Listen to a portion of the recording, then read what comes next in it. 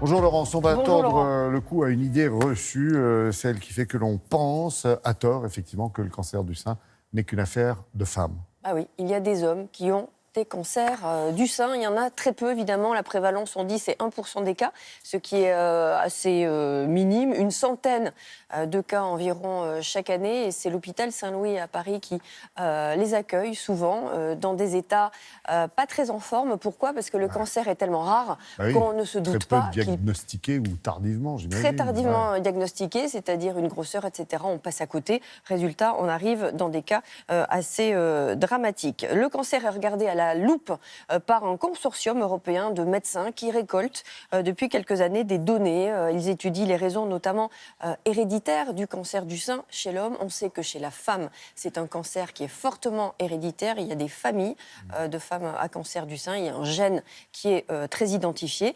Nous nous sommes rendus donc à l'hôpital Saint-Louis, direction le Cénopole, pour rencontrer deux Marc, un médecin et un patient. Comment vous avez découvert en fait votre cancer du sein ? Écoutez, c'est par hasard, dans mon lit, en me retournant, j'avais ma montre au bras et je me suis accroché ma montre avec mon bout de sein. Ça m'a fait mal, automatiquement, je me suis frappé le sein. Et c'est là que j'ai senti une petite grosseur à l'intérieur. Les mois passent et le médecin, même topo, il me dit, écoutez, monsieur, c'est pas grand-chose, il va recevoir un coup au boulot. Je travaille dans un garage, donc j'ai un garage.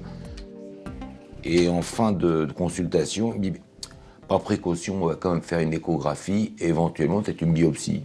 C'était 45 mm de diamètre, imaginez. C'est une bille que j'avais à l'intérieur. Et donc, automatiquement, on a fait une biopsie. Verdict, carcinome, à un stade très avancé. C'était phase 4 sur 4. Le plus grave. Voilà, c'était au maximum.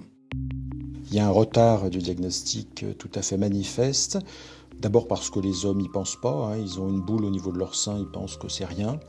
Et puis beaucoup de médecins en fait ne connaissent pas cette pathologie parce qu'ils ne l'ont jamais rencontrée.